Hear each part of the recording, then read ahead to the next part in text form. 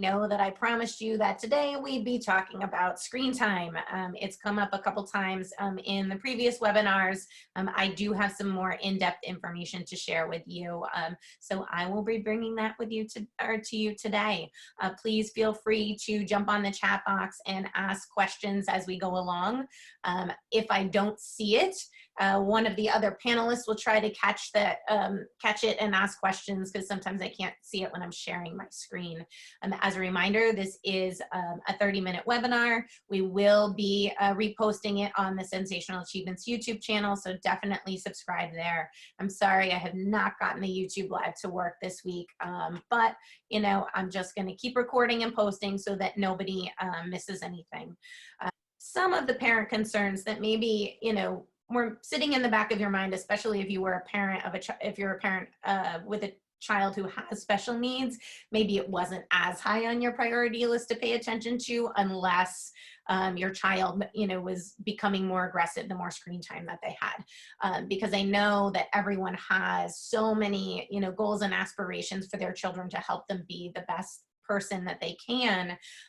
And one of those layers, I think, just as a part of living in a world of technology, and especially now that all of a sudden our world is very heavily reliant on technology inside of our home to connect with those outside, we really do have kind of an interesting opportunity in all this to build some new habits and routines and mindfulness around a better understanding of the impact of screen time on our children and how to help them build healthy routines and lifestyles that will really serve them for life.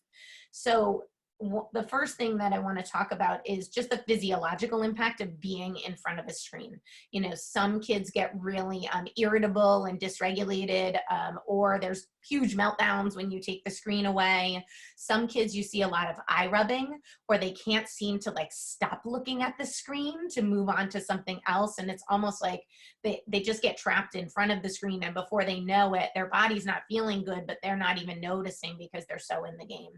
And some of the reasons some of those things happen is, one, I think there's a lot going around in the media talking about blue light. It was like, oh, it's bad for you, it's bad for you. But actually, blue light is part of the normal visible light spectrum. It comes from the sun. It's, you know, the light that they use oftentimes to do videos and take photos, things like that, because it brightens everything up.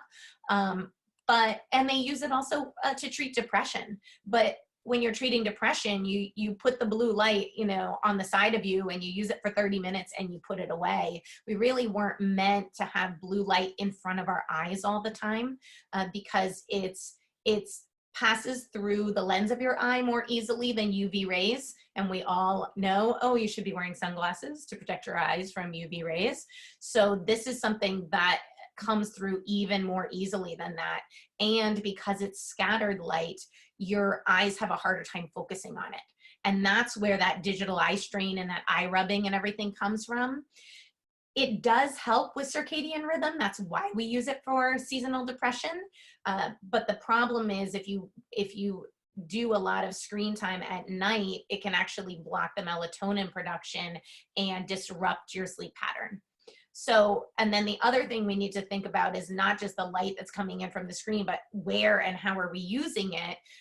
You know, flexible seating is great, but flexible seating with a tablet or a smartphone or device, your child ends up in all kinds of very interesting positions. And the research really shows that, you know, the kids started getting back and neck pain like old people. And some of them don't even really know what's happening. But 21% of the kids in this study, of the 180 that came in with the problems, had eye issues, and 82% had psychological and social behavior challenges.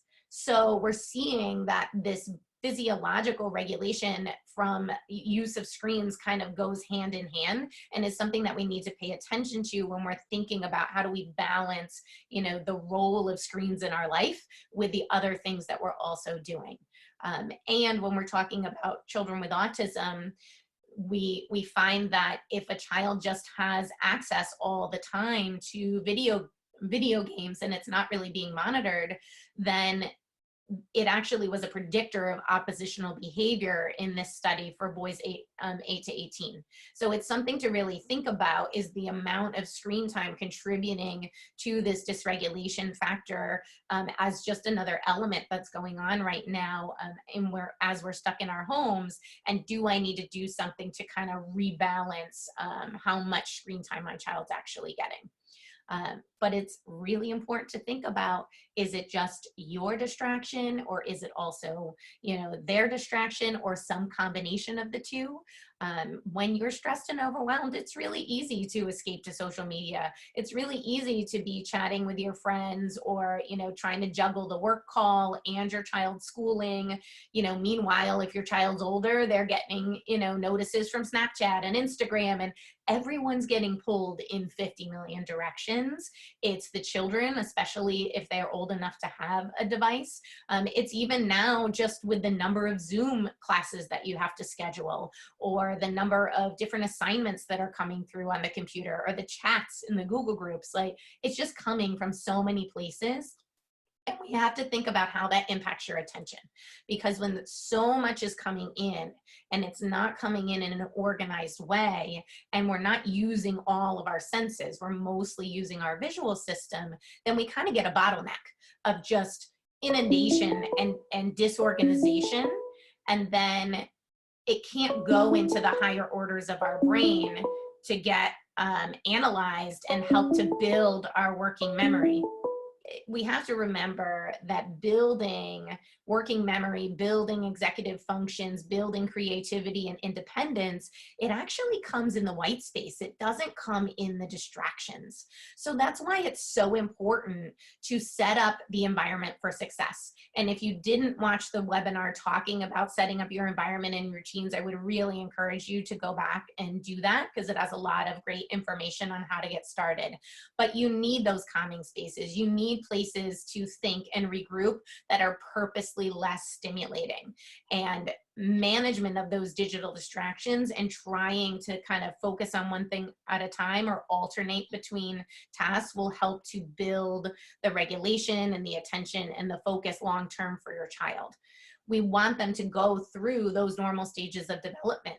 And the first stage is sensory exploration. And it's something that we need forever. It's not something that we just grow out of as we get older. We do always need to exercise. We do always need to kind of get out in the fresh air, or go on a hike, or whatever it is that is your activity of choice. We have to move, because our brain relies on the energy that it gets from movement to grow and to continue to make and refine connections about how you're understanding the world.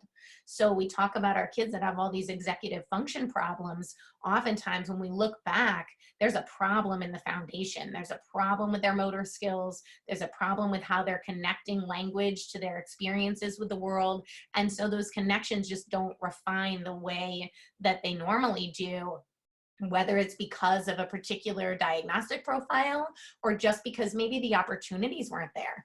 And that's happening more and more, because a lot of the stuff that they advertise as, toys that would be great for your child are what? Light and sound toys. They're not sensory motor, put them all in your mouth. Those aren't the ones that are selling online. So be really mindful that you might actually have to put in a new search term to make sure that you're looking for things that are supporting brain and body development, because we want to see that we're not just we're getting growth in a child's brain, especially if that child has special needs. And then we're helping to refine those connections so that they can grow up and be more independent and functional. When we think about the difference between our brain and computers, the brain connects and reconnects information in so many ways, but it is highly dependent on your physical interaction with the world. Whereas a computer puts an algorithm in and tells you what you should think. You might also click on this for more X. Oh, this ad is related. And it's all designed from a marketing perspective to suck you in and draw your attention in the opposite direction of where it's supposed to go.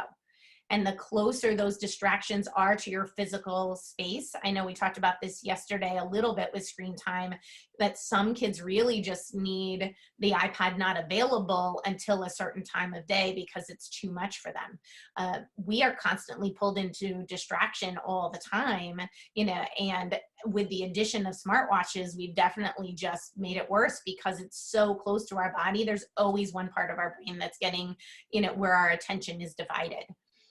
And we see there's actually a study in progress that you can find on abcd.org. It's a huge study over 10 years, and we only have the first year of data. But the alarming things, I would say, are that what they're seeing in this study is that there's premature thinning of the cortex, and it's the part of the brain that's responsible for integrating and processing information from the five senses, which means we're losing something being in front of those screens more than 7 hours a day. And if you're a middle schooler or a high schooler, well, that is certainly a concern because that is where your academic world is. So more than 2 hours of screen time also impacts scores on thinking and language. Again, our special needs population, they really can't afford that. We want them to be able to grow and develop and acquire as many skills as possible. So we really need to think about the promoting their development by creating a balance in the screen time. And when we do that, when we balance sleep, when we manage the screen time recommendations, which really are 2 hours or less, and it's kind of an impossibility right now, and get the physical activity recommendations, which quite frankly are very low. It's 60 minutes a day. The 5% that get all of those recommendations have superior global cognition.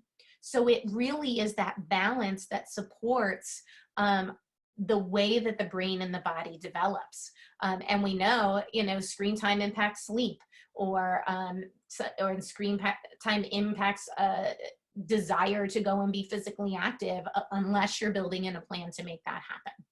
So for the younger kids, it's supposed to be 3 hours a day of activity. And then from 6 up, they only ask you for 1, which honestly, comparatively to the number of hours that you're probably spending in front of the screen, that doesn't really seem that balanced to me. So this is why I know I started talking about body activated learning last week, but this is one of the reasons that I really love the framework of body activated learning and why I put it together the way that I did. Because I want you not only to deal with the self-regulation issues, I want you to do exercises that get your brain and your body working and connecting together, get all the senses activated so that the maturational process of development takes place, and that you regroup and recover from screen time and the postural issues and whatnot that evolve as a result of that. So the reason we say energizing exercises is anything that increases your heart rate also improves the production of something called BDNF or BDNH, and that's what stimulates neurogenesis. So it doesn't have to be coordinated movement. It just has to be something that increases your heart rate. And vestibular input is something that does that for you. So anything moving, even if it's not coordinated, that has a lot of speed and direction changes is going to provide that support for brain development.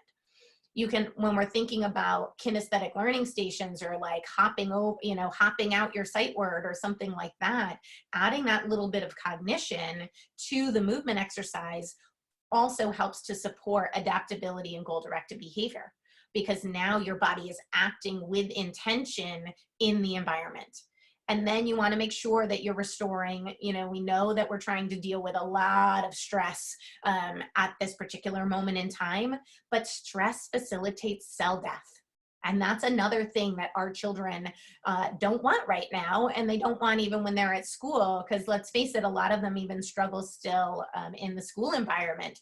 So we need to utilize breathing, yoga, rhythm, and we'll talk about this a little more in a minute, because we don't want them to be so stressed that they're not getting the benefit of the other types of movement exercises. So when you think about energy, It might be spinning in an office chair, jumping on a trampoline. It might even be just moving your body to where you're head tipping and turning and spinning around. Just think about speed, unpredictability. I don't care if you're using a dance video or something online, totally fine as long as your head is moving and your eyes are not locked on the screen. When you think about activate, I want you to think about your vision guiding your body. And this could, again, it could be a structured exercise where you're, doing cross body taps or something like that. But you could even do what these kids did and set up a little string maze in the hallway. And that's still vision guiding body, because you have to act with intention and utilize and engage in a goal directed activity to make it through and maneuver your body in different ways. So other things you can think about, even if all you have is tape, right? Or a rolled up rug, like there's not really an excuse to not set up some sort of kinesthetic learning opportunity in your house where you can support your child's ability to use their vision to guide what their body is doing and act with intention on the environment. And all the time, I'm adding in, whether it's coloring or sight words or math facts or whatever, into some of the exercises that I'm doing, because I find that it helps the child retain the information much better if they have also an associated movement memory to work off of to retrieve it. When you think about the calming and restoring and regrouping kinds of activities, we want to think about rhythm, pressure, and respiration. Rhythm can be rocking. Rhythm can be, just leaning side to side. Rhythm can even be just alternating between two different activities where it's not that complex, but you're creating a rhythmic sequence that's pretty simple. And any kind of breathing. If you can do meditation, awesome. If you can't, bubbles are fantastic. Really think about, again, I love Pinterest for respiration activity ideas, things like that. You don't need to have a ton of therapy equipment to utilize the principles of what we're talking about. There's a lot that you can probably find in your drawers and in the toy box that are going to help you be able to integrate these things into your environment. And remember that you really, every 10 to 20 minutes, you should be taking a vision break, even if it's just putting your hands over your kids' eyes. Some of my kids, once they know that they can have a vision break, even if they're nonverbal, they'll take my hands and put them over their eyes. Or they'll take the pillow that I have and put them over their eyes. Or they like to go in a tent or hide under blankets, whatever it is, they need that opportunity to get away from the visual stimuli to support recovery. And one of the challenges at school is if it's not in the environment, then they can't access it. This is something that you could absolutely put in your environment, that once your child starts feeling the physical benefits of it, they're going to go to it themselves and ask for it. So in terms of resources and things like that, just so I know Danette talked about it on Monday. Some of these exercises that you saw are from my Body Activated Learning handbook, but all the principles are also discussed in there. It's a small book packed with a ton of information, and it's available at bodyactivatedlearning.com. There are a couple ideas for modifications of the exercises and ways that you can use it with like spelling and math and things like that. As we talk about specific populations, I know yesterday we really talked about this, regulating sensory activities. Maybe we're not running a full behavioral protocol right now, but maybe we are alternating, spending a little time at the table and then engaging in a really sensory organizing life skill or bouncing activity or something like that, or separating, if possible, the communication devices from the video games or the movies that your child's watching, so that we can really set your child up for success in the home environment. If your child has ADHD, that's a different thing, because there's often overlapping vision and postural issues that go along with this diagnosis just at baseline. So we're not just managing the number of distractions and managing the screen time. They really can benefit from all these vision guiding body exercises and that energy through movement that helps their brain attend and focus, but also helps them access their cognitive skills, because this particular population actually moves to be able to get the right answers out. versus a typically developing child that may not always need to do that in the same way to retrieve information from their brain. Dyslexia is an interesting one because we spend so much time on reading interventions that we forget that the studies actually show that if you train the body to detect faster movement, it improves your lexical decision making. And if you improve motion detection, tracking, scanning, using things like juggling, you get improved phonological awareness. Now that sounds really strange, but it's not strange if you think about the way that the brain works. It connects and reconnects information infinitely using all parts of the brain, using the sensory and motor systems, and using the cerebellum, which we used to think was just a motor part of your brain, but we're finding that it has significant impact on executive function, speech and language development, and all those things. So it's really, you might be frustrated because you're not getting all the reading intervention you think your child needs, but you may be able to do these things and actually get your child's body and brain in a better place when they go back to school to really absorb more during those reading lessons as they're trying to catch up. So, and then think about your typical kiddos too. Make sure that you're helping them balance their gaming time and leisure time. It's really easy to kind of let them be on their devices while you're working with your child who maybe has additional needs, but they also are kind of subject to some of these postural and visual, perceptual, and attention and focus issues, executive function issues that are impacting our children who have special needs at baseline, but we certainly don't want to promote that in our typically developing children either, because there's a lot of professionals that I talk to that share that even in their own children, they get to college and they don't have self-management skills and they can't organize getting their work done, and they get, sucked down the hole of the internet or caught in gaming for 6 hours because, mom and dad are not standing over their shoulder. So this is a fantastic time where you have so much time with your children that you really can start thinking about setting up your routine to help your children build new habits to be successful in their lifetime, not just successful during the pandemic. And so you really have to make a decision. It's really easy to get pulled in a lot of emotional directions and get frustrated and take, just try to take a break from it all and just, manage the chaos, right? Or you can really think about acting with intention and looking at this as an opportunity to put in some new habits and improve your home environment so that you and your children can be more focused and present. And maybe you'll get a lot more than you ever dreamed of out of this kind of forced social distancing and shelter in place that we're finding ourselves in. You don't have a good routine right now. It's just impossible. So this is an opportunity to take little tiny habits and make a big impact on your family's life as a whole. This is a new normal. There's a lot of overwhelm. We're juggling work, children. There's all different expectations. We don't even have the physical objects we used to have because so much is on the computer. But that's okay. It's okay because, these are simple strategies. They're not things that take a whole lot of work to implement. And I'll tell you that once your child and yourself get into this new routine, you get so much more engagement from them on the back end that everybody's life gets easier. And it's kind of like when I was talking on Monday about, my first teaching position and trying to get the kids to behave.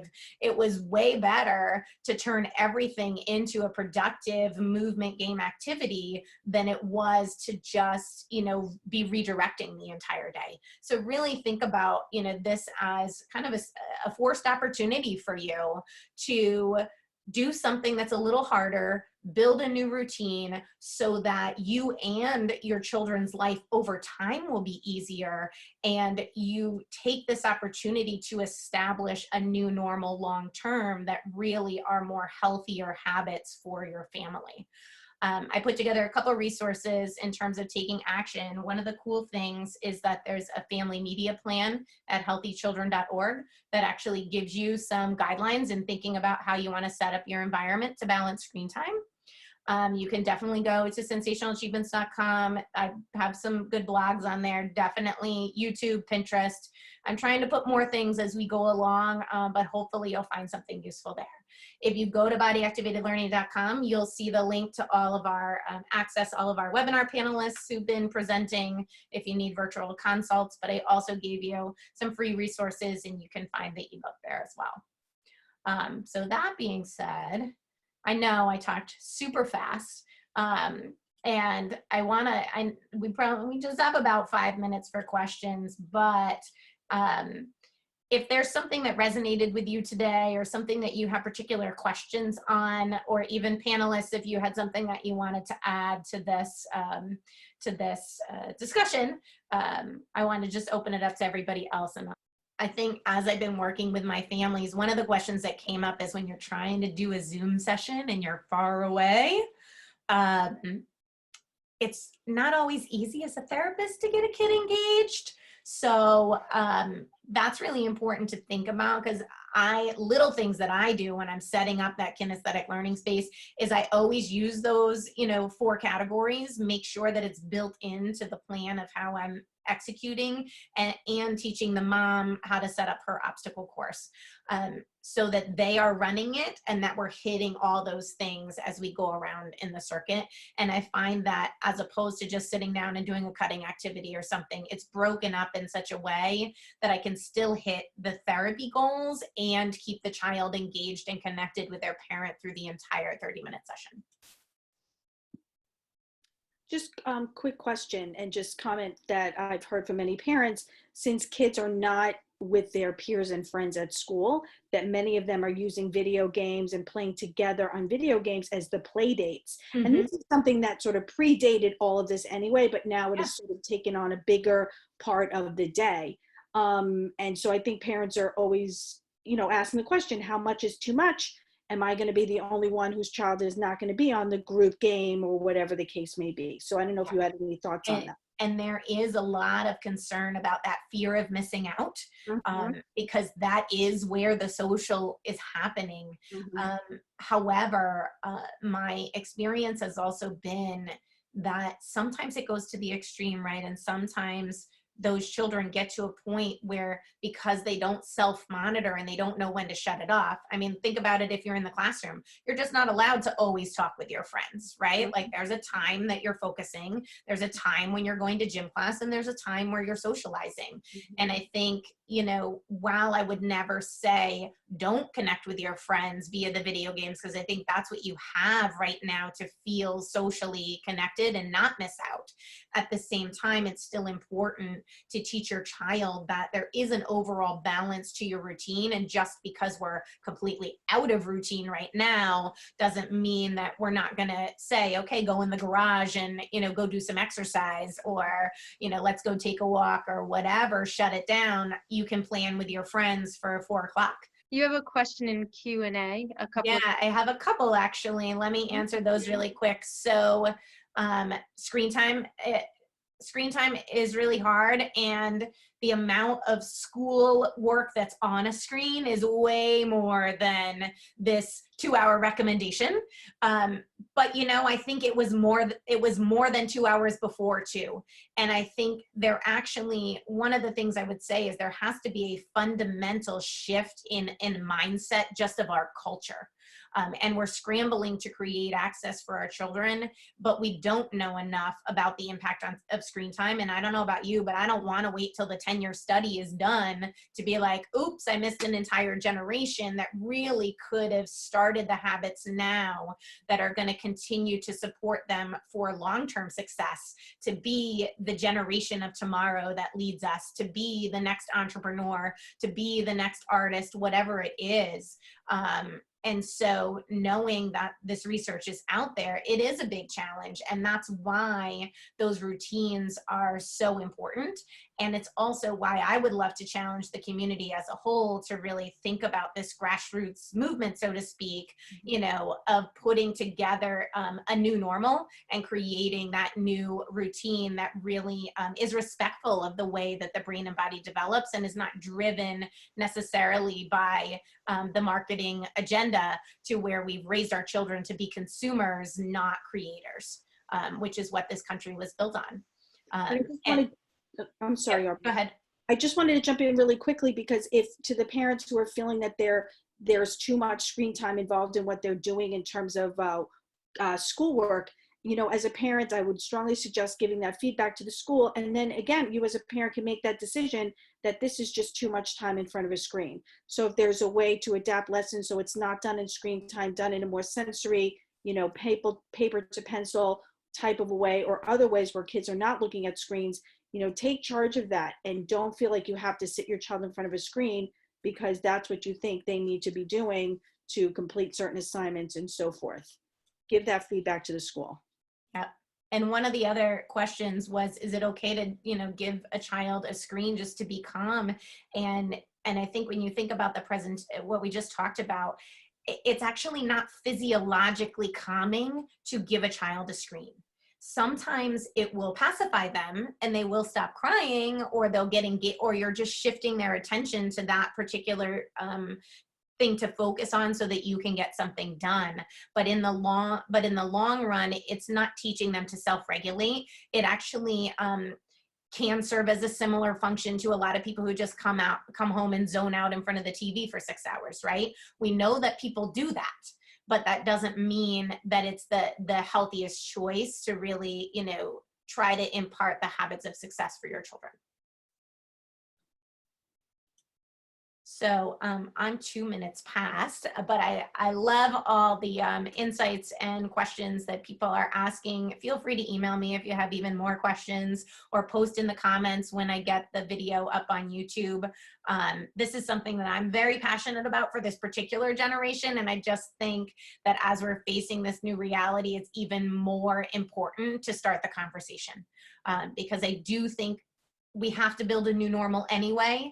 It may as well be a new normal and a new routine where we're a little bit more educated about the elements that we need to have to support not just not just children who have special needs, but the entire generation who's really growing up with technology an integral part of their lives. So thank you everyone for coming today. I hope you enjoyed the webinar. Again, check us out and check out the Sensational Achievements YouTube channel, subscribe, and you'll get notified when all these videos go up. And we hope that you will join us tomorrow. We have our preschool director. Our preschool director is going to be talking with us about juggling and routines and strategies that you can use with your children. So please join us tomorrow to hear all the great insights that she has as well.